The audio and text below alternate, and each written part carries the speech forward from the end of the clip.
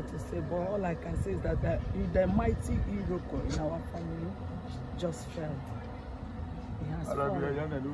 So we're here today just to come and carry him. As you can see, that's my junior brother. We are all here to pick his corpse back to our hometown so that he can be given a befitting burial. As a king he is. The Ogbuefi there means that he has killed cow for the father. He has killed a lot of cow in our community. And he has really touched a lot of lives. But who are we to question death? Nothing we can do. One day it can be you, one day it can be me. Death is inevitable and indispensable, and that's why we're here today. What do you expect in today's program? I mean, from your friends, your relations, and those that are going to identify with you and console with you as regards the burial ceremony? There's nothing I'm expecting than let it run smoothly. Peace, unity, one love. Once we laid our brother down, everybody will be happy, and we'll be happy that our brother has really followed one side. But since he has been on earth, he has been neither here nor here.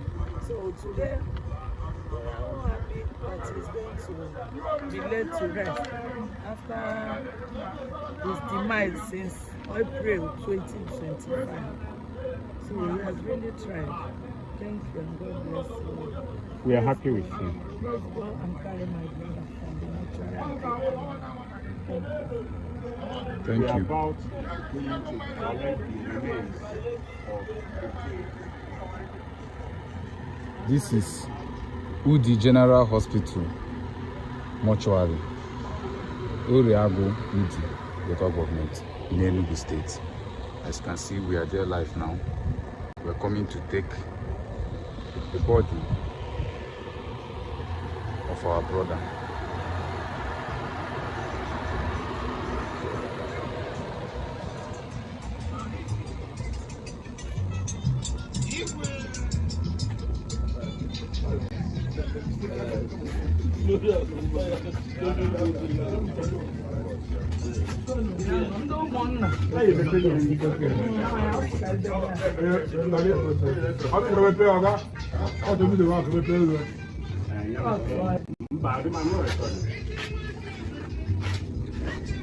Mogo TV.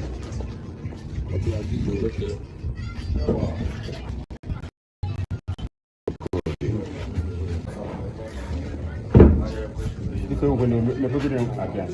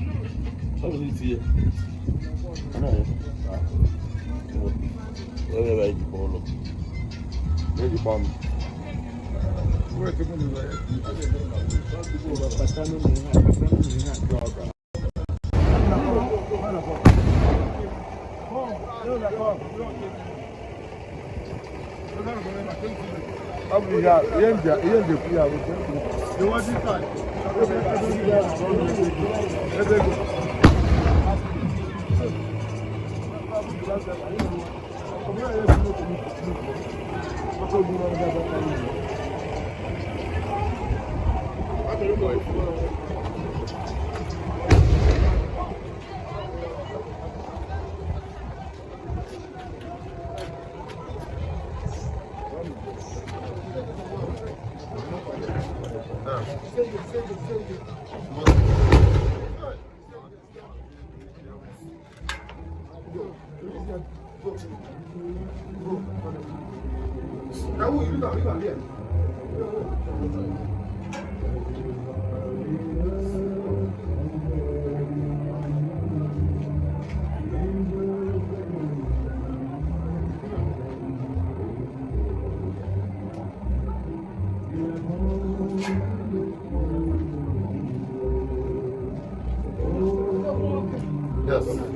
Over the go.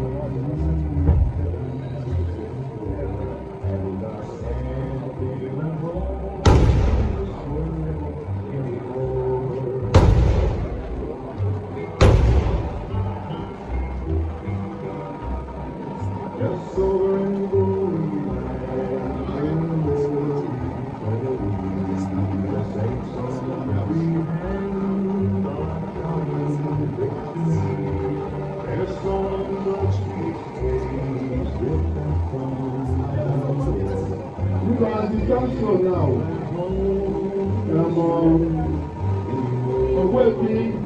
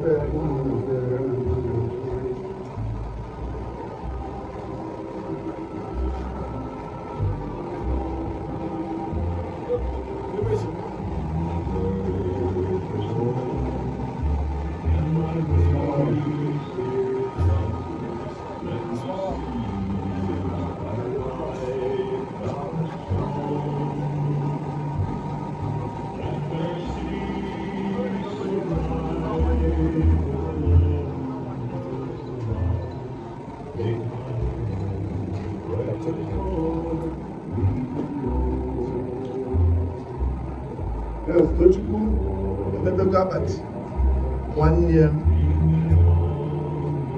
you will be on the water, on the water,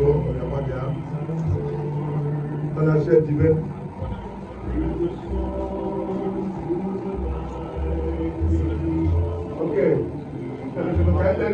okay, okay. Now, Madam Bridget Ojibe, Mama Jike. I am aware of now.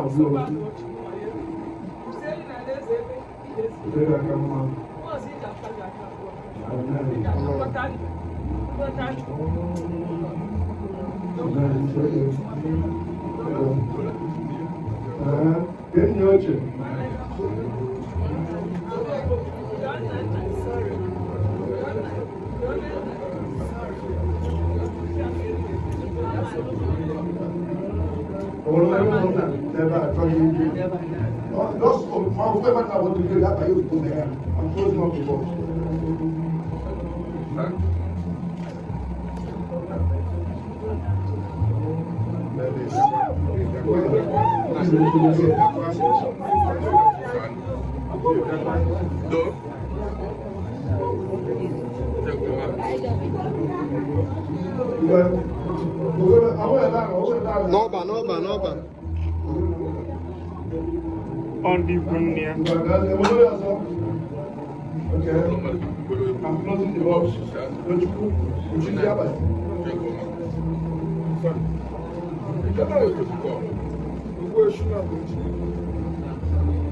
close the box.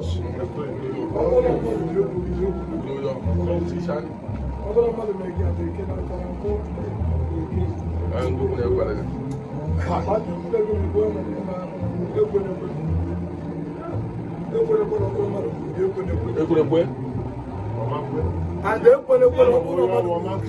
when I talk to see the boy, I open the mouth to go, Ben and Equanable. If well as what you over someone ever. Equanable. Bene, Melea Sojibe, Magulo work, a polo each. Who never Chuapa Loya, Ebola, who no one had the one. Equanable, Ejum, only catch you can wait to one. Why would don't go to John when they take an opportunity? Of what? Okay.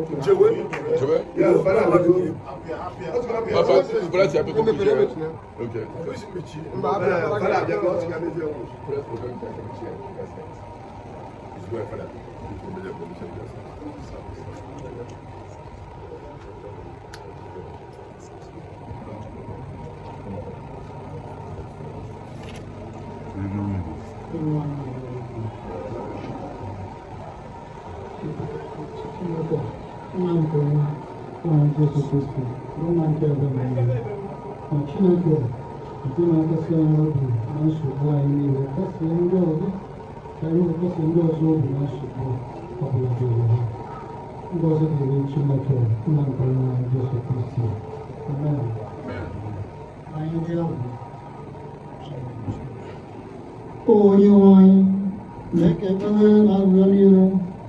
I ain't you will go get it. You are only so you can one line market, but wait.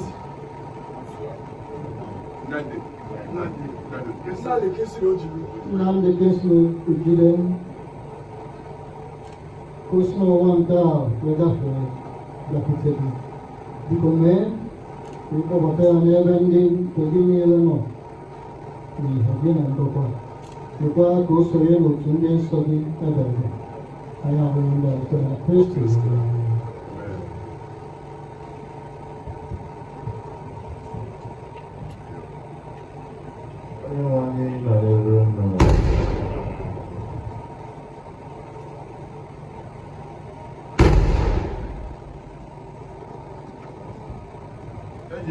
So, I was one night in your time, Minister of the Madame Michu, the border for the Mania saying, I need a major images to Christy. They have a major wherever we are. How would I do 9 days of this Christy, the Bolivarian Columbia? I have the other one thing, a million, they can be on the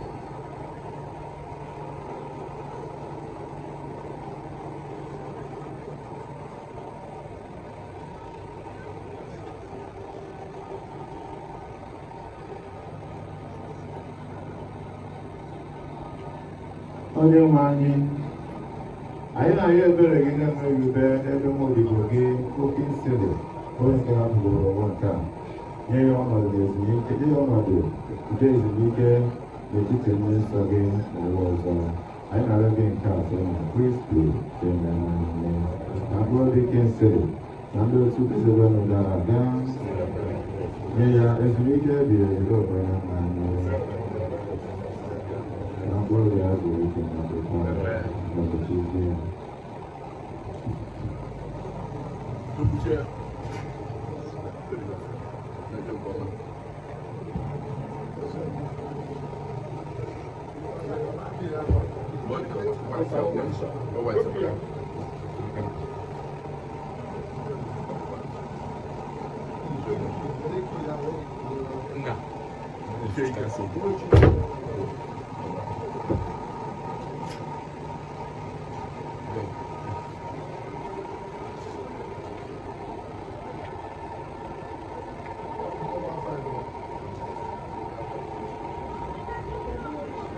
Brother, stand on the picture.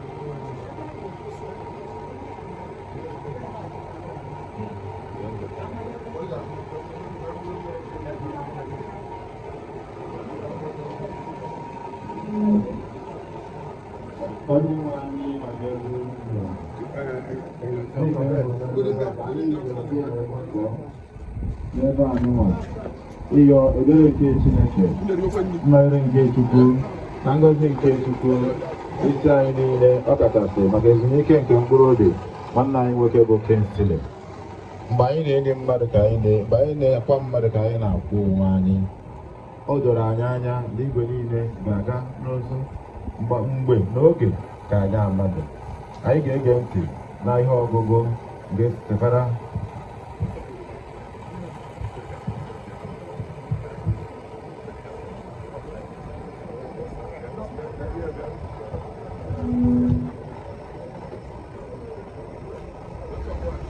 onye nwe anyị ma onye ụlọ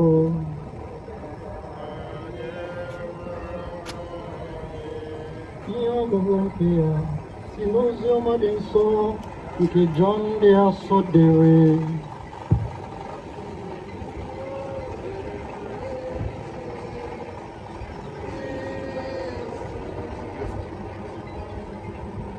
Jesu gwara ndị ụmụazụ ya sị, ka obi unu ghara ịlọ mmiri, kwere m na Chineke, kwerekwa na m.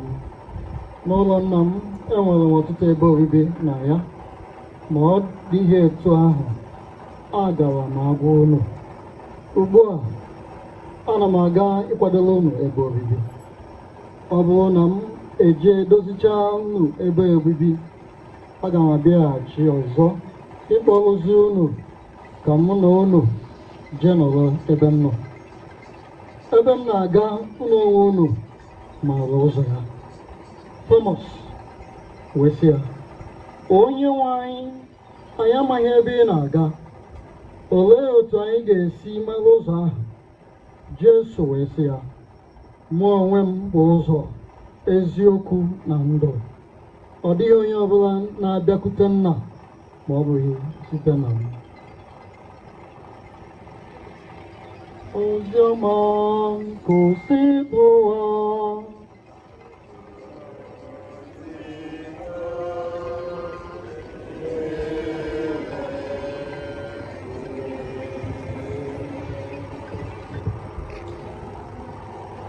mụ onwe m bụ ụzọ, eziokwu na ndụ. Ọ dịghị onye ọbụla ga-abịakwute nna ma ọ bụghị site na m. Okwu onye ma onye anụ maka dị nwanne anyị Jesu Kristi gwara ndị ụmụazụ ya ka ọ na-agwakwazi onye onwe anyị tata. Nwanne anyị bụ Kingsley ka ọ bụ taa. Onye ka ọ ga-abụ echi? Ọ bụ m? Ọ bụ gị? Anyị amaghọ, ma ihe anyị makwara na ọ ga-abịa. Ka anyị gbaanụ mbọ fụ na anyị ga-ekwadobe onwe anyị, dobe onwe anyị ọfụma dịka ndị nke Chukwu. Ka ọ ga-abụ mgbe ọ bịara, anyị agba mbọ fụ na anyị ga-eso ya. Iwu Chineke nyere anyị n'ụwa anụwa bụ ịfụ mmadụ ibe anyị n'anya na inwe mgbaghara n'ebe mmadụ ibe anyị nọ. Ihe ọbụla nwanne gị mere gị, mụta etu esi agbaghara, ka ịhụnanya nke Chineke ka ọ na-adị n'ime anyị oge niile. Ọ bụ ihe nke maka anyị na-ayọ Ekpere ka anyị na-ekpere nwanne anyị nwoke bụ Kingsley Nnamdi. Ka Onyenwe anyị Jesu Kristi meghere ya ọnụ ụzọ nke paradaịs ma nabata ya n'ala eze n'igwe. Nke a bụ ekpere anyị n'aha Jizọs Kraịst Onyenwe anyị. Meghee ọnụ ụzọ nke n'igwe. Meghee ọnụ ụzọ ka nwanne anyị bata biko. Ọnụ ụzọ anyị na-ayọ gị.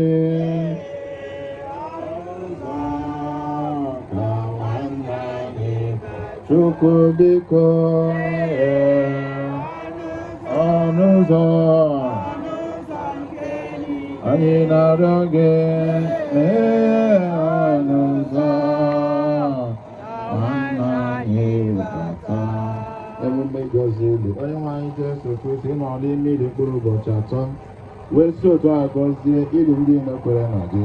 Ya mere ndị niile ahụ ha nọ n'ime iji gị ji wee nwee nchekwube karịa na ha ga-ebilite ọzọ. Biko mee ka mụ odibo gị na nwanne anyị nwoke bụ Nnamdi Kingsley nwee ike ịnọ n'ili nke anụ mazụ eke na ndokwa ka ọ nọrọ na ya ruo mgbe ị ga-ekulite ya nye ya ihe. Gị onwe gị bụkwazị mbilite n'ọnwụ na ndụ. Mee ka o nwere ike nke gị bụ gị ebighị ebi n'ala eze n'igwe mgbe dị ndụ na-achị ebe.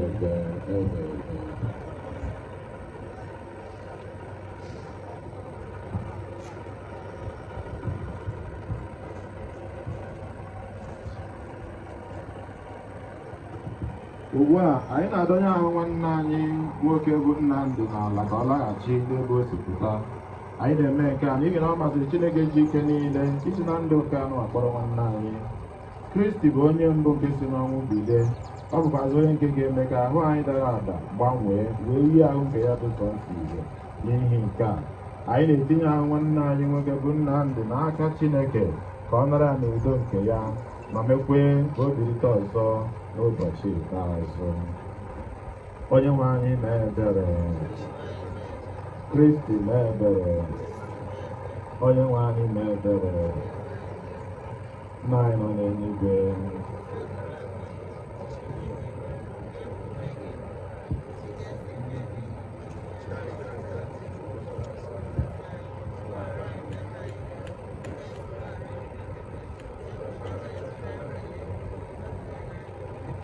anyị kpekpere maka nwanne ya nwoke bụ Kingsley ka anyị wee ma Onyenwe anyị Jesu Kristi onye kwuru sị n'ọnwa mbụ mbilite n'ọnwụ na ndụ onye ọbụla kwere na m ọbụla dị asị na ọ nwụrụ anwụ ọ ga-adị ndụ ọzọ. Onye ọbụla nke na-adị ndụ ma kwerekwa na m ọ gaghị anwụ ọrụ ruo mgbe ebighị ebi. Ka nke onye gbara anya mmiri n'ihi ọnwụ Lazarọs hichaa anyị anya mmiri anyị abịa gị biko Kristi anyị arịọ gị mgbe ọnụ anyị. Ka nke onye kpaghachiri ndị nwụrụ anwụ na ndụ nye nwanne anyị nwoke Kingsley ndụ ebighị ebi n'eluigwe anyị arịọ gị biko Kristi. Ka ndị onye kwere onye ohi nke chi ala echegharị nkwa iru paradaịs nabata nwanne anyị nwoke Kingsley n'ala eze eluigwe anyị arịọ gị biko Kristi. Eji mmiri nke baptizim wụchapụ nwanne anyị nwoke Kingsley njọ ya ma tekwa ya mmanụ nke nzọpụta. Onye nwe anyị ka ịkpọbata ya n'otu ndị nsọ gị n'eluigwe anyị arịọ gị biko Kristi. Eji oriri nsọ nke ahụ n'ọbara gị wee zụọ nwanne nwoke ahụ Kingsley biko nye ya oche na nnukwu oriri nke dị n'ala eze gị anyị arịọ gị biko Kristi. Anyị nọ n'uru n'ihi ọnwụ nwanne anyị nwoke bụ Kingsley ka ijiri okwukwe na olileanya nke ndụ ebe ọzọ na-akasi anyị obi anyị arịọ gị biko Kristi. Ka anyị rịọ arịrịọ onye nwe anyị ụzọ ebela abụọ ka anyị na-arịọ ka i meere nwanne anyị nwoke a bụ Kingsley. Nke mbụ nwaodibo gị nwoke a ọrụkọ ya ime ihe bụ uche gị n'ụwa dịka ekwekwala ka ọ daba n'ahụ dịrị mmehie ebe. Nke abụọ mgbe nwaodibo gị bi n'ime ụwa nke a mmadụ pụrụ ịnwe ahụ n'ime ya ezi okwukwe bụ ihe jikọtara ha na ndị niile kwere na gị.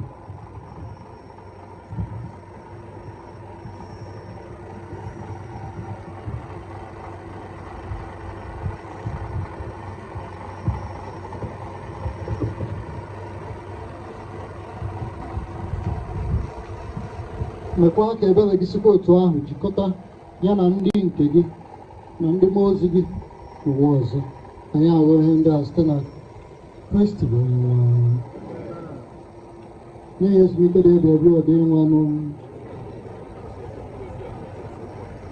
ka mkpụrụ obi ya zuo ike na ndokwa. O Chukwu, anyị na-arịọ ebe anyị na-eru uju maka ọnwụ nke nwa odibo gị na nwanne anyị nwoke bụ Kingsley, ka anyị na-echeta mgbe niile na ọnwụ nke anyị na-abịa ọba nso. Nye anyị okwukwe nke anyị ga-eji kwadobe maka ụbọchị ikpeazụ ahụ site n'ịdị na-ebi ndụ dị mma mgbe niile. Ka ọnwụ mberede ma ọnwa akwadoghị akwado ghara ikwuda anyị, kama ka anyị na-eche nche oge niile ka ọ ga-abụ mgbe ọbụla ịkpọrọ anyị oku ka anyị nwee ike iso banye na aṅụrị ebe ahụ. Anyị agwọ nke a site na Kristi bụ onye nwe anyị. Ka ma arụ ya dị ngọzi nne nke Chukwu, nne dịkasịla obi ebere, onye ntasi obi ndị na-eru uju, anyị n'aka nwa ya bụ Jesu Kristi, mkpụrụ obi nke nwanne ya nwoke bụ Kingsley, onye nke hapụgoro ụwa nke a, ka o site n'ekpere ya dịka nne nke Chukwu nwee ike ịrụ ọsọ ọsọ n'ụlọ obibi ahụ anyị na-atụ anya ya, soro biri na ya ebe. Ka mkpụrụ obi Kingsley, ka mkpụrụ niile kwọrọ m gara aga. Nye ya ezumike dị ebe ọdị nwa, ka mkpụrụ obi ya zuo ike na ndokwa. Meghe ọnụ ụzọ nke eluigwe, meghe ọnụ ụzọ ka nwanna anyị bata biko.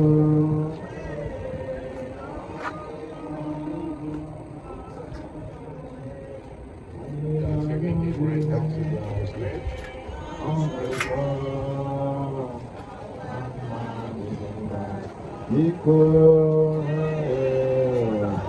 ọnụ ụzọ nke eluigwe, meghe ọnụ ụzọ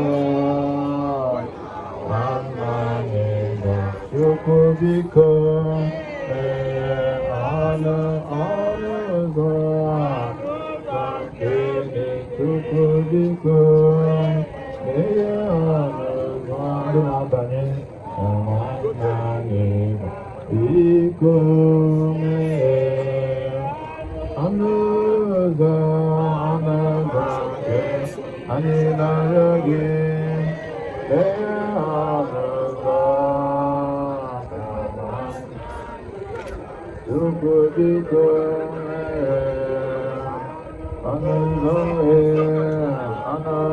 nke Chukwu biko, meghe ọnụ ụzọ nwanna anyị na-arịọ gị, ọnụ ụzọ nke eluigwe.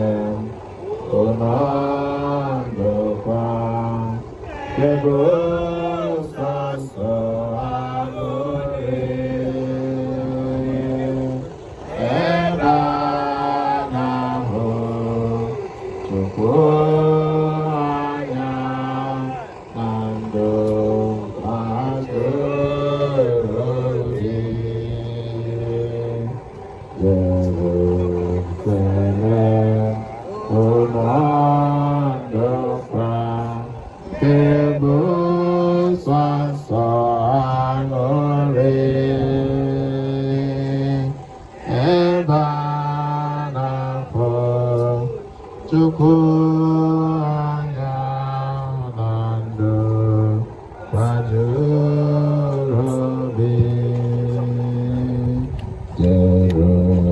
Jerusalem, unondopa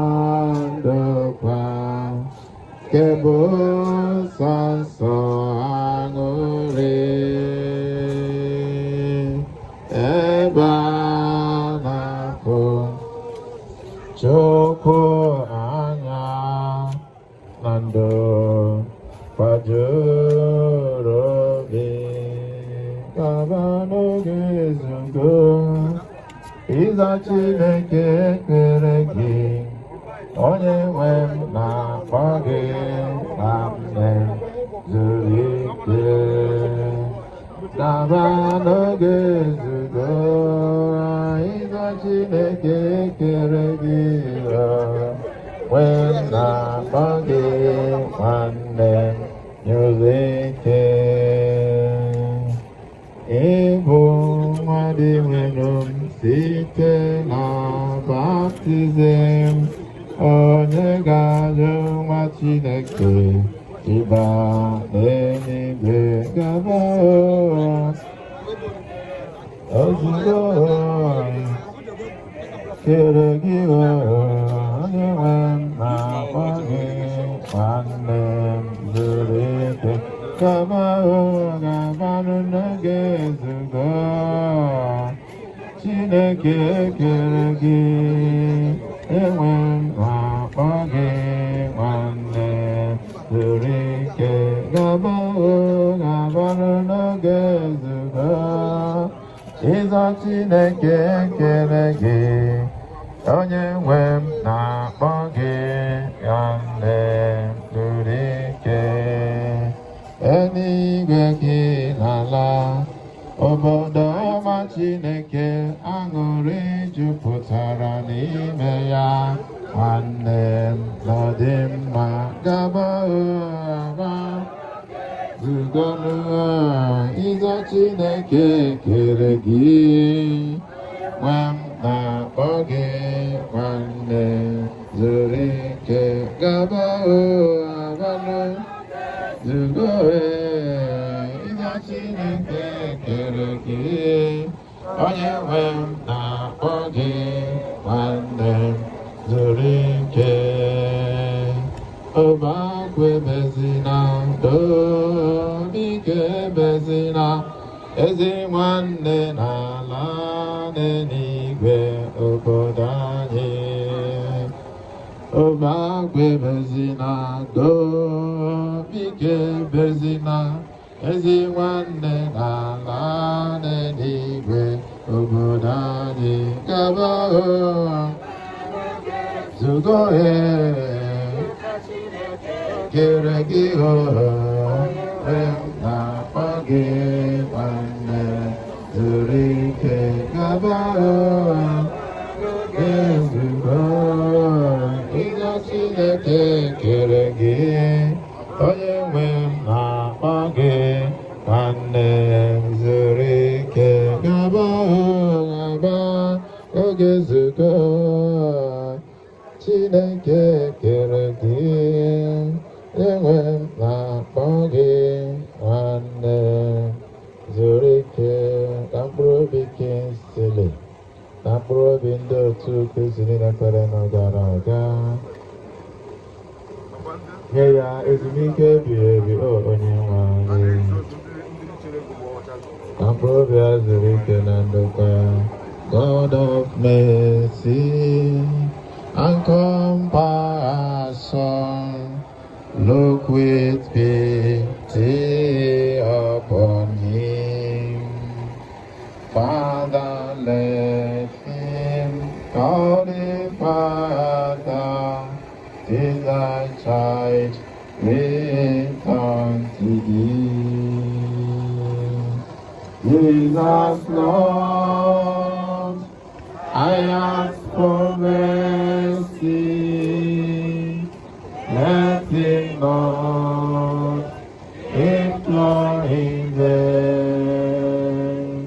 All my sins are undetected, never will I sin again. Jesus Lord, I ask for mercy.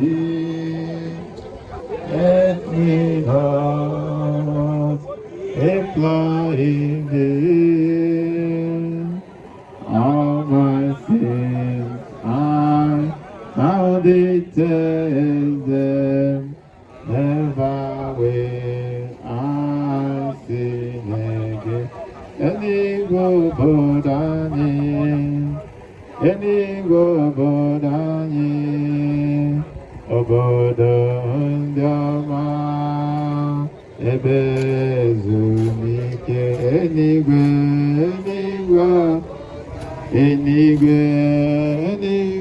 boda, enigwe, obodo ndama, ebezumike. Onye ga-aga eluigwe, onye dị ezi omume. Eluigwe obodo anyị, obodo ndị ọma, ezumike. O nwanne m zuru ike, nna ndị biko n'ọdị mma. Igwe obodo eluigwe obodo anyị, obodo ndị ọma, ebe ezumike. Eluigwe obodo anyị, eluigwe obodo anyị, obodo ndị ọma, ebe ezumike. O nwanne m zuru ike, ịhụ were ka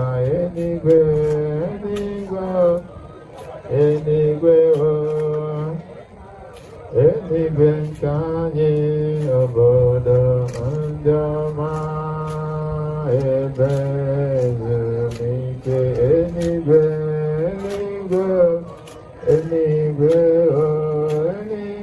obodo anyị, eluigwe obodo ndị ọma, ebe ezumike. Eluigwe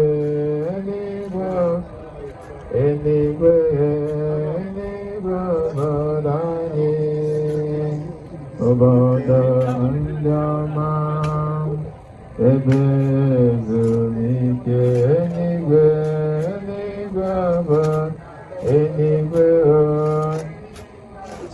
Eluigwe anyị, obodo ndị ọma, ebe ezumike.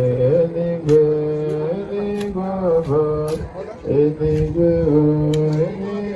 obodo anyị, obodo ndị ọma, ebe ezumike. Mpaghara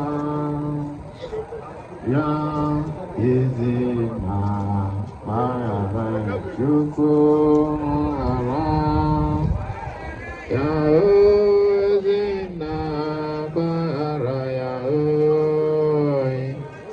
niile mere n'ụwa, mpaghara ya ọjọọ niile kwuru n'ụwa, mpaghara Chukwu, mpaghara. Eze ebube anyị na-ayọ gị nna, mpaghara.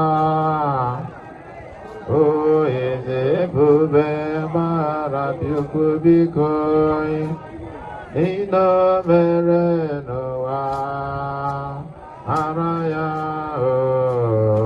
ọgwọjọ niile kwuru n'ụwa, gbaghara ya, gbaghara mgbaze ebube Chukwu biko, gbaghara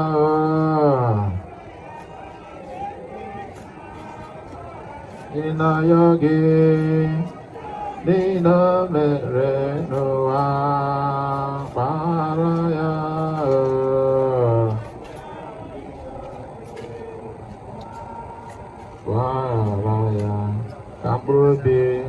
Kingsley na mkpụrụ obi ndị otu Kristi na-ekpere nọ gara aga.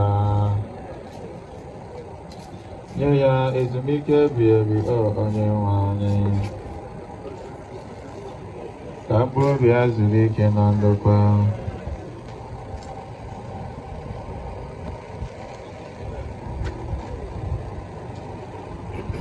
O Chineke nabata nwanne anyị Nnamdi n'eluigwe, biko njọ niile o mere Chineke gbaghara. Chineke gbaghara onye nwe, biko njọ niile o mere Chineke gbaghara. Chineke gbaghara ebere na onye nwe, biko njọ niile o mere Chineke gbaghara. Ngabụgo m n'ajọ omume wee aba Chineke nna onye ọmado. Chineke wo biko nna m emere nna onye nwe, biko ọ niile mere Chineke gbaghara. Ka mkpụrụ obi Kingsley na mkpụrụ obi ndị otu Kristi na-ekpere n'oge gara aga. Nye ya ezumike ebighị ebi onye nwe anyị. Ka mkpụrụ obi ya zuru ike na ndokwa. Anyị na-ekele mmadụ niile bụ ndị sonye n'emume ili nwanne anyị. Na-ekelekwa parish priest anyị na fada nwanne anyị nwoke na fadakwazigo onye nke ụlọ anyị nọnyere anyị. Ka mbọ niile anyị gbara ịfụ na Kingsley ga-abanye n'ala, ka Onyenwe anyị Jesu Kristi kwụghachi anyị ụgwọ mmaji kwuru mmaji n'aha Jizọs Kraịst onye nwe anyị.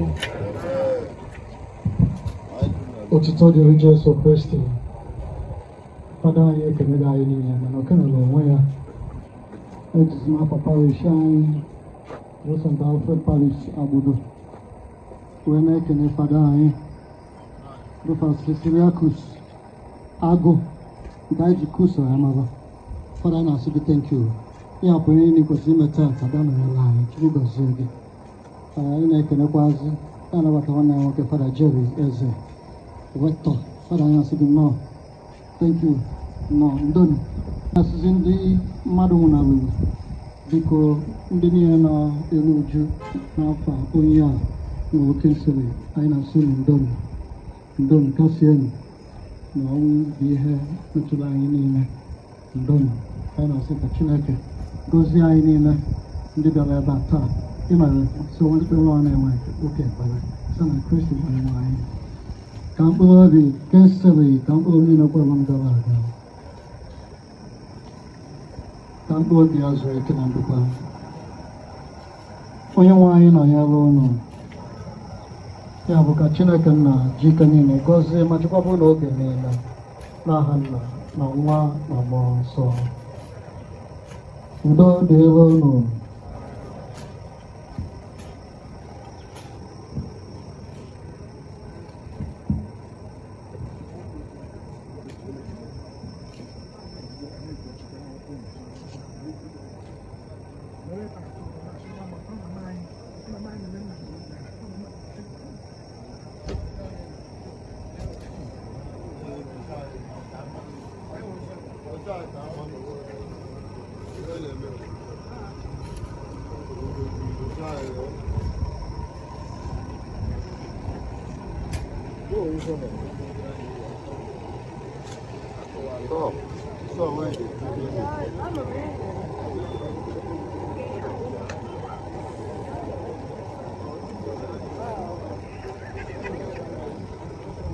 one came out, you know. His health is not common. Yes, by the way.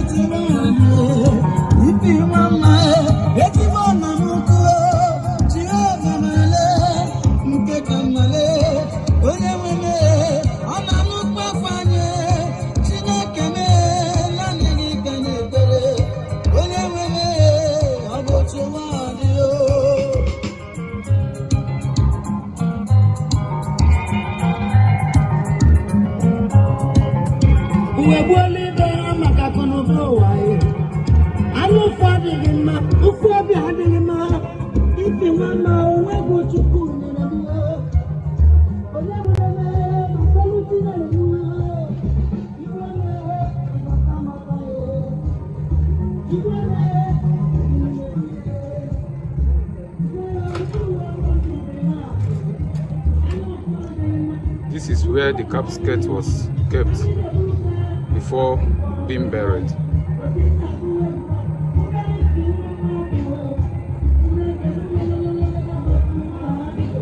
It was erected for placing of the casket.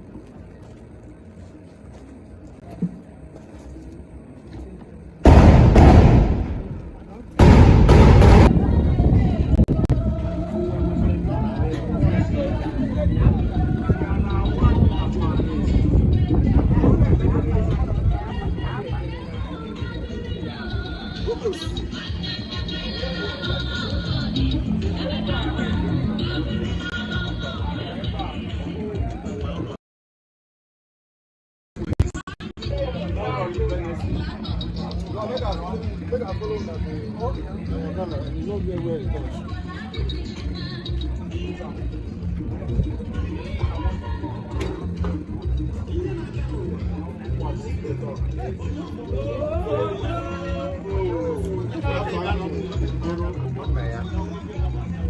I'm the National Vice President, Southeast of Medical and Health Workers Union of Nigeria.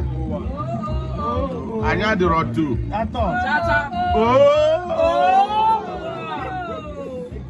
I can alloy. That's lose of college.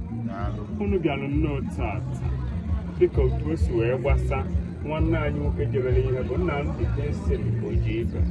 Or going to Columbia. One day I want you to Nenna or Edu, State Chairman, Enugu State Council, Medical and Health Workers Union, Enugu State Council. Onya iti makaya, makotabia inonyere ya, maka akwonsosi, be wanne gi na-eru uju, soro ya ri uju. Mgbe ọ na-aṅụrịkwa, soro ya aṅụrị ya. Mana ịbịa isonye nwanne anyị nwaanyị Nnenna Ọredu iru uju maka ihe dakwasịrị ha site na nwanne ya nwoke Nnamdi Kingsley Ojibe. Anyị na-asịkwanụ na o wutere anyị ọ bụkwanụ nwa okorobịa ka nọ n'uju ya, mana anyị ga-ajụ Chineke ajụjụ n'ihi na Chineke sị na ọ dị mma kene ya ọ dịkwa njọ kene ya. Mana ezinụlọ Medical and Health Workers Union the whole Nigeria ka anyị na-anọchite anya onye isi anyị bụ our national president who comrade Ado Kabiru Sani Minjibe. Anyị niile na-ejikọ aka ọnụ na-asị nwanne anyị nwaanyị Nnenna na ndị ezinụlọ a si ha kasiri obi n'ọnwụ nwanne ha nwoke. Ọnwụ ga-adịrịrị, mana ebe ọ na-aka njọ bụ ọ bụrụ na mmadụ nwụọ onye nọ n'akụkụ ya. Mana anyị na-asị ọ bụ eziokwu na a very great vacuum has been created. Chineke ga-enyekwa this family the great heart to endure this great loss. So I na-asị Chineke kwana onye mere ka ndị Medical and Health Workers Union family gbakọta n'ọnọdụ ebe aka sie nwanne anyị nwaanyị Nnenna Ọredu comrade obi. Mgbe anyị ga-esikwa ebe a na ebe anyị si bịa dị iche iche, ọgwụ a ga-akpọ anyị n'ụzọ, anyị niile ga-anarụkwa ebe anyị si bịa. Nke dị ụtọ emekwerela anyị ka nke ga-emere anyị ka ọ bụrụ nke ọma, ihe obi ụtọ na ihe aṅụrị. Ọ bụ ihe anyị na-arịọ site na Jizọs Kraịst bụ onye nwe anyị. Solidarity forever. Solidarity forever. Solidarity forever. Ye Soweto, ye Africa, ye Africa, ye Soweto. Aluta continua. Aluta continua. Aluta continua. Victoria. Thank you. Medical and Health Workers Union of Nigeria. We are very happy with you for coming to identify with your colleague, Comrade Dr. Mrs. Nnenna Ọredu, the state chairman of the union. And Madam, yes, they say that not behind this time, but beside any successful man is a woman. Wherever we have men and a woman or women are not there, everything is not complete. Identify your own self yourself. Okay. I am Comrade Chinwe Boris, the National Treasurer, Medical and Health Workers Union of Nigeria. The central banker, sir. We are very happy with you. What should be your message of consolation to the bereaved family, especially your colleague? Well, she's Comrade Dr. and my friend. We've come a long way, a very long way. And it's so painful. The affliction will not come a second time. And I will pray that the God will give the family and Nena and her family and her siblings too the fortitude to bear the great loss. And the mother, because it's a painful thing. Pray that God will console that woman, because it is very hurting that the children you gave birth to, she is old and enough to be buried. It is the children that are going, that are supposed to bury her. But today, it is the other way around. We cannot question God. Like we cannot question God. He said in everything, let the name of God be glorified. But we pray that such thing will never happen again. In Jesus' name. Amen. My treasurer, we are happy with you. Yes, the verdict of the Almighty God remains unquestionable. Still of the Medical and Health Workers Union.